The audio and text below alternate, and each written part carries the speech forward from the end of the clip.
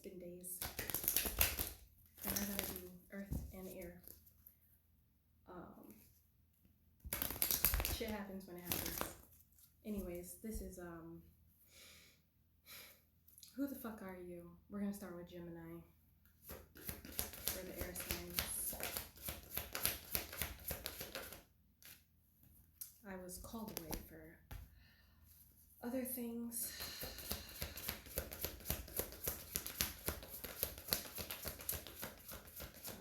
We're gonna pull from the African Goddesses deck first. I feel like I'm in this like rushing energy now. It's been days. It's been like a week or two, actually. It hasn't been days. It's been like a week or two. Okay.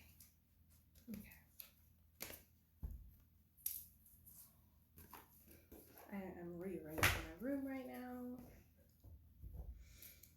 I should probably shuffle.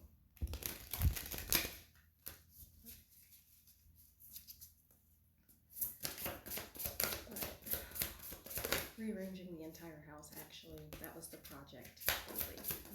Felt that one.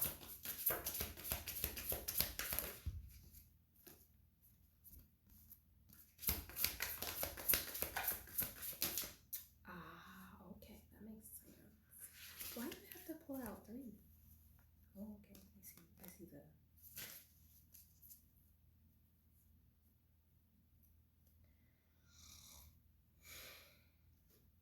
Okay. We'll go with it.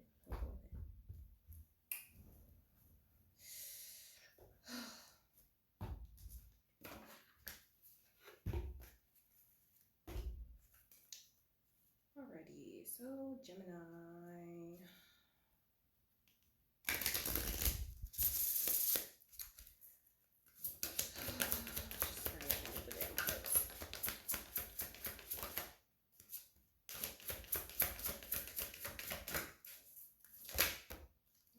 Okay.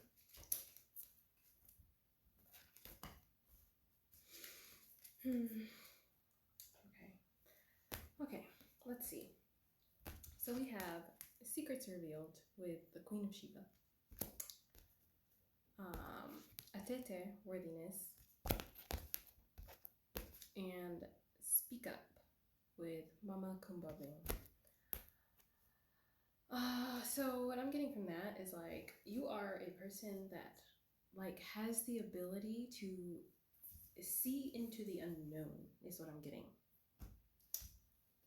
And you're meant to speak on the things that you see. And you might be questioning this gift is what I'm getting from like the worthiness. And you're just meant to trust yourself.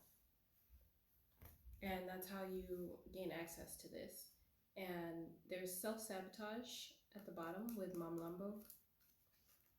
And Oshun, fearless love. So really be confident in your gifts. As long as you're speaking with love, then you shouldn't fear what you have to tell people. Just be mindful of how you're talking. All right, and with like watchers, you may be calling you may actually be called to step back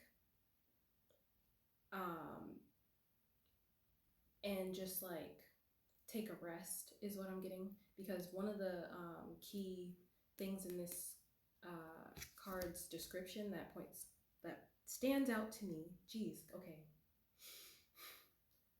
is one of the things in the description was talking about how like if people are thinking that you're not doing anything, then tell them that you're helping the sun to set in the sky. It's basically a card of like pulling back and resting, not so much responding, just becoming an observer of the world around you.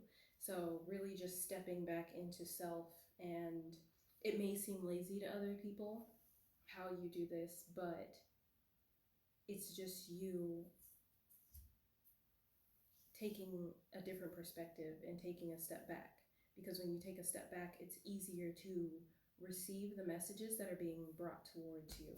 And the will-o'-the-wisp, treasures within the shadows, actually came in reverse. So I see that paired with the Queen of Sheba, and this information coming to you. It's being shown to you.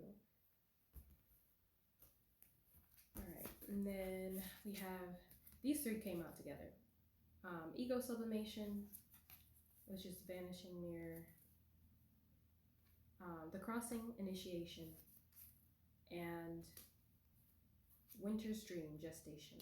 So either this has already happened or this is about to happen, where you cultivate a healthy ego sublimation, just creating a healthy sense of self, to where you're not like self-sabotaging by trying to protect yourself in ways that don't serve you, which causes an initiation, a level up, if you will, to where like you can move on to a different timeline, because I see the portal over the bridge, so that's kind of what it's giving. Sacred geometry with circles may be significant, because with the mirror being a circle and the portal in this card, and then the snail shell in this one, in Winter's Dream, that's gestation period. So after this initiation, you're going into a gestation period, which typically in the winter, everything kind of goes dormant. So that's what I'm also getting. Like, it doesn't always necessarily mean that you need to just like isolate or hibernate or anything like that, but you may need to rest. There's overflow at the bottom of the deck here, and like feast of plenty. So this speaks of something like massive coming in. So when you go into this resting period, what's coming out may be your period of overflow, this abundance, or something that you've been looking for. Be mindful of what it is that you are accepting in the way of choices. Be cautious of your choices. Don't overthink it, but follow the call of your heart is what I'm hearing, because I saw the Oshun card again. So choices and consequences is basically about choosing something that's going to serve you. If you've already chosen something and it did not feed you entirely, then it's time to choose something else. Kind of like choosing a single leaf over, maybe an entire sandwich. You want to choose something that fills you.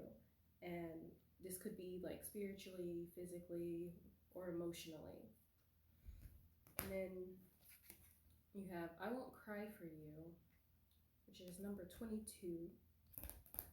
So there could have been something that you had to release with the ego sublimation. And then we have Calling the Storm and Peaceful Among Thorns. And what I'm getting from this is that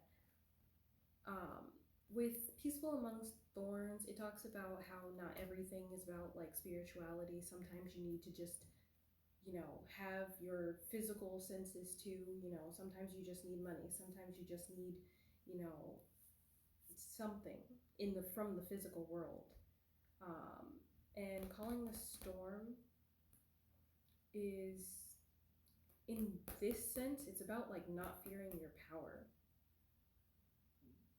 Because what it is like you have the ability to bring both the physical and the spiritual together.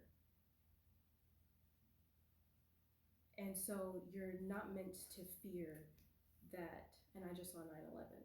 And this card is 2, and this is Temple of My Body.